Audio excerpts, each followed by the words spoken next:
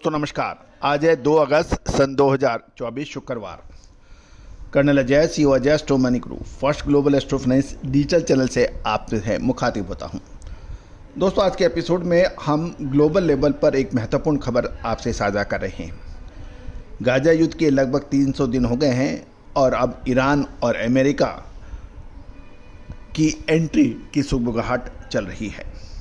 America ने पश्चिम Asia में लगभग 4000 सैनिकों की नियुक्ति और 12 युद्धपोत डिप्लॉय किए। जानिए पूरी रिपोर्ट विस्तार से। दोस्तों खबर निकल के आ रही है कि तेल अवीव बैरूत हमास और इजराइल के बीच में युद्ध को 300 दिन हो गए हैं और लगातार हर बार कुछ ना कुछ नए मोड़ पर यह पहुंचता है। जहां एक तरफ शांति की बातें हो रही हैं, दूसरी ओर ये अब एक बड़े युद्ध में तब्दील होने की प्रबल आशंका बन गई है।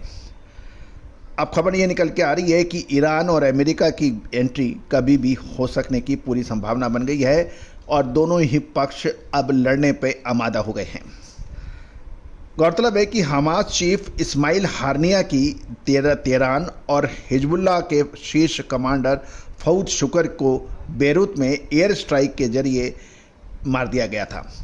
इसे सीधे सीधे ईरान पर हमला माना जा रहा है, क्योंकि हमास और हिजबुल्लाह ईरान के प्रॉक्सी माने जाते हैं, बल्कि इसलिए भी कि हमास का चीफ को उस समय निशाना बनाया गया जब ईरान का स्टेट गेस्ट यानी राजकीय अतिथि के रूप में राजधानी तेहरान में मौजूद था। ईरान के सुप्रीम लीडर अली खमेनेई ने इस हत्या का बदला लेना अपना कर्तव्य बताया है। गौरतलब है कि ईरान के सभी प्रॉक्सी हूती, हिजबुल्लाह, हमास और इराकी लड़ाकों की मीटिंग बुलाई गई है। दूसरी ओर अमेरिका ने भी अब कमर कस ली है और ये बिल्कुल स्पष्ट रूप से कह दिया है कि इजराइल पर हमला होने पर वह सीधी कार्रवाई करेगा। अमेरिकन प्रवक्ता, विदेश विभाग के प्रवक्ता ने बिल्कुल साफ किया है, अगर ईरान ने कोई हिमाकत की, कोई दुस्साहस किया, तो हम अपने सहयोगी देशों की मदद में हिचकिचाहट नहीं दिखाएंगे और तुरंत कार्रवाई करेंगे। ईरान ने इस साल 1979 से बार बार ये साबित किया है कि वह आतंकवाद का सबसे बड़ा निर्यातक है और इसी के साथ इजराइल पर हमले से निपटने के लिए अमेरिका ने 4000 सैनिकों के साथ कम से कम 12 वॉरशिप यानी जिसे युद्धपोत कहा जाते हैं तैनात कर दी है, जो कि फारस की खाड़ी और पूर्वी भूमध्य सागर में तैनात हो गए हैं।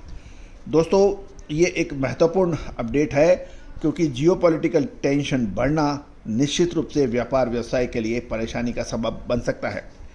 दूसरी ओर यदि हम ताज़ा गतिविधियां देखें तो ईरान ने युद्ध की तैयारियां तेज कर दी है और हवाई उड़ानों को रद्द कर दिया गया है। मीडिया की बात माने तो ईरान के सर्वोच्च नेता इजराइल पर हमले के आदेश दे चुके हैं, अब बस इसकी रणनीति बनाई जा रही है, ऐसी खबर उड़ती हुई आ रही है। इजराइल के प्रधानमंत्री बेंजामिन नेतन्याहू ने और उनके मंत्रियों की सुरक्षा बढ़ा दी गई है, उनके निवास स्थान को भी बदला गया है। नेतन्याहू ने कहा है कि अब आगे चुनौतीपूर्ण समय है और गौरतलब है कि तेहरान ने हमास चीफ के जनाजे का नेतृत्व खुद खामेनेई ने किया है और इस दौरान इजराइल से बदला लेने की कसमें खाई है। दोस्तों देखना तो अब यह है कि आगे क्या होगा, लेकिन अभी इजराइल और हमास का युद्ध अब एक निर्णायक मोड़ पर पहुंच गया है। दूसरी ओर रूस और यूक्रेन के बीच भी अभी लगातार लड़ाई जारी है, वहां से भी कोई निर्णायक मोड़ नहीं आ रहा है। दोस्तों अब समय है शांति का, क्योंकि युद्ध किसी भी समस्या का निदान नहीं होता है और अल्टीमेटली नुकसान दोनों ही पक्षों को बराबर का होता है। ये समय समझदारी का है और विश्व शांति का है। इस समय विश्व के बड़े नेता अपना रोल निभा सकते हैं या निभाने का कोशिश कर सकते हैं। अब देखना आगे क्या होता है, लेकिन इस समय स्थिति चिंताजनक है।